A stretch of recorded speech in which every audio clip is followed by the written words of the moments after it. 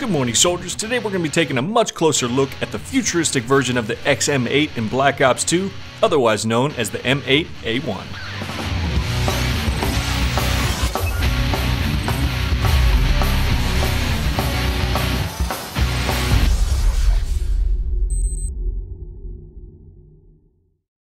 So I find it funny that a lot of people assume that this is not based on a real-life weapon, because when I first started reading articles back in the early 2000s about the XM8, I remember looking at photos of it and just expecting lasers to come out of the front. It's just one of those futuristic looking type weapons that you don't really believe is real. And so consequently, when a lot of people see this in game, they just assume it's another made-up weapon that Treyarch did. But I'm here to tell you, it's based on a real-life weapon. It's called the XM8. It's designed and manufactured by Heckler & Koch, and we all love Heckler & Koch. I mean, it's the same people responsible for the MP7 and the M416, the M27 that the Marines use. They do really solid stuff, but this is just something radically different from them. And I gotta say, when I first saw it, I dismissed it, because some manufacturers trying to make these new weapons, and they're trying more so to make it intimidating and futuristic looking, and not enough to make it actually make sense, to make it ergonomic, to make it something that is ambidextrous and everything that you need in a rifle. It's like, I'd rather a manufacturer focus more on those things than the way that the rifle actually looks. I mean, some weapons look retarded, but when you have it in your hand, it just makes sense. But before we get into anything else, let me go ahead and bring up a real-life photo of the XM8. We notice a few differences that we can go ahead and pass off to the idea that this is a futuristic version of it, and that the military at some point just made changes based off of what they wanted. And the reason I say that is because it's renamed in-game to the M8A1, which suggests that the military is actually using it as one of their standard weapons. So we notice that the sight mount is much different. They've opted for the Picatinny rail in the game, which I would actually prefer. It's much more versatile if you ask me. They also both are shown using the standard box magazine, but the one in game is using a 32 round magazine, which is incorrect. But it is a transparent magazine, which I found interesting because not many weapons feature that, especially in Black Ops 2. And it's something that I actually enjoy. I like seeing, when I look at the magazine, how many rounds I have left. So that's something that's pretty nice. Also, the handguard is shorter and much different. And I'm not sure why they opted for that change. A lot of these developers look at airsoft guns, unfortunately, when it comes to the design of the weapon in game. So maybe they looked at some type of airsoft gun that had some changes, but there's a reason that the handguard is designed the way it is on the XM8. It's actually easily replaceable with a grenade launcher. So why they made the change here, I'm not really sure. It's hard for me to tell what their influence really was with that. Now, what I do want to talk about with the XM8 is something that I absolutely love about it. And this is true to real life, the way it is in real life. What makes it unique for me, something that would make me want to own one, is it has a lot of really cool things going on in the trigger well. We've seen a couple different weapons in Black Ops that feature the bad lever. It's just a little lever that comes down from the bolt release, like an L shape, into the trigger well, and you can slap it with your finger to hit the bolt release when you're loading a new magazine, puts that first round in there. Well, this has that featured into it. Toward the front of the magazine well is a little button that you can hit with your finger, so it's built into the weapon. It has a built-in bad lever, which is pretty awesome, and it's ambidextrous. Which is also awesome. And it also features a magazine release that is right there by your trigger finger as well. You can see it right there beside the magazine, just under the trigger well. You can hit that with your finger as well, and that is also ambidextrous. And that may not seem like a big deal, but believe me when I say it's very convenient when it comes to reloading, that you don't need to actually find that with your hand on the side of the weapon. Even if you are practiced with it, it still saves time, and it's very convenient. And a lot of people disregard how important it is for a weapon to be ambidextrous if it has any hope to being seen in the military. A lot of people are left-handed when they shoot, and they don't even know it. They're right-handed with everything else, but when it comes to shooting, just being left-handed feels natural. I mean, you'll see it in other portions of your life as well. Like for me, for example, I'm a left-handed pool player, but everything else I'm right-handed. So you just don't know until you pick a rifle up and you just see which one you're better with. So it's very important that a weapon is ambidextrous, because if it wants to see military time, it needs to be convenient to a lot of different types of people. It kind of reminds me of teachers back in the day. When they found out that you were actually left-handed, they would try and force you to write right-handed as if there was something wrong with you. Like, you have to do it the right way. You have to do it right-handed. We're smarter than that now. We know better than that. And we know better than to force a left-handed shooter to shoot right-handed. It's just not going to work out for anybody. Now, it's not like the XM8 is a pioneer in this concept. This has actually been a very big concept for a while. A lot of different weapons have approached the subject of ambidexterity in a lot of different ways.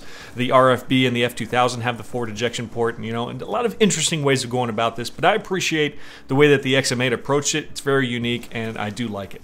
Which is weird because we started to see it get scrapped as far as being a possibility of being a standard rifle in the military back in 2005.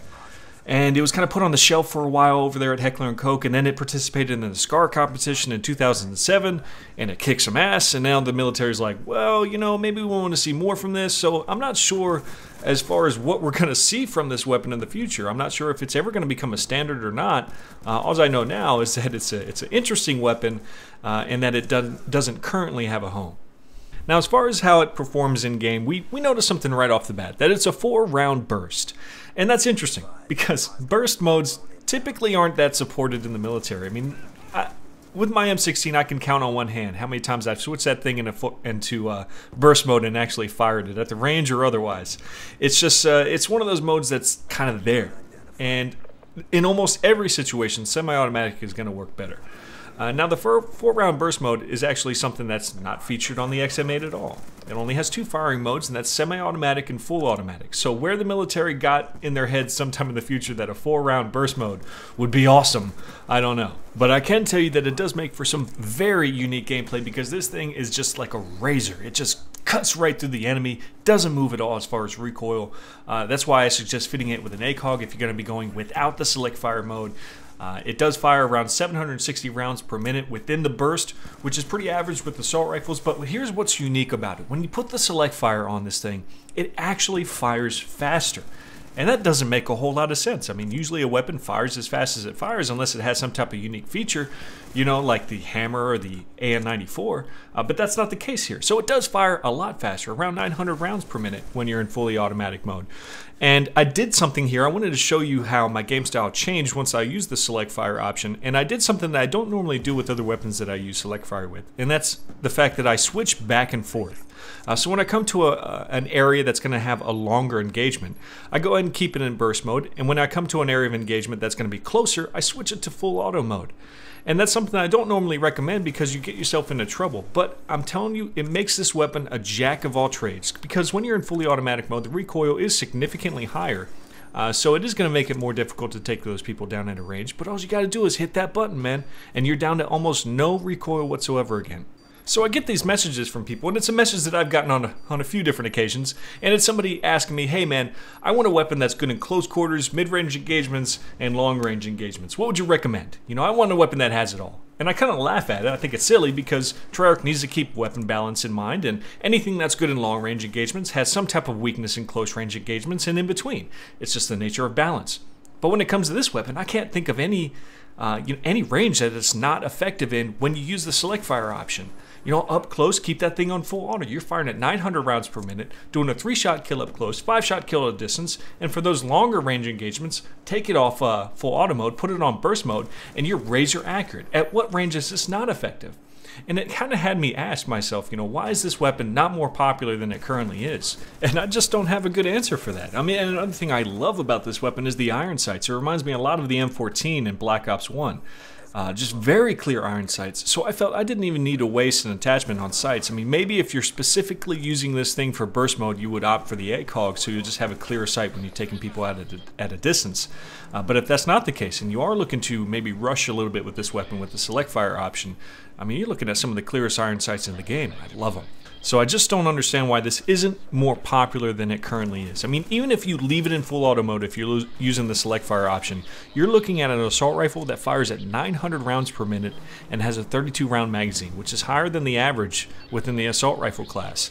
So I'm not sure why people just don't eat this weapon up. I mean, maybe it's because people just don't know yet. Maybe that's going to change.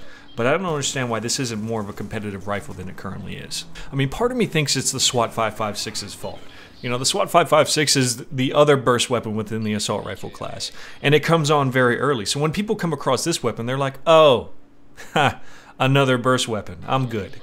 You know, some people love and hate the SWAT 5.56. So if they hate it, they're like, not another burst weapon. I'm not going to use this. And if they love it, they're like, nah, I'm good. I already got my burst weapon. So I think a lot of people are discarding this weapon without even trying it out.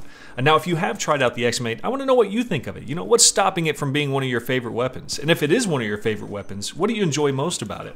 But that's all I have for this video. I hope you guys learned something new about the M8 and the M8 platform. And I hope this information helps you out in game, because I am a big advocate about learning more about the firearms that are featured, because I think in some way it does help you perform better in game. But that's just my opinion. But that's all I have here, guys. Until the next video, this is Sergeant Merrill, out here.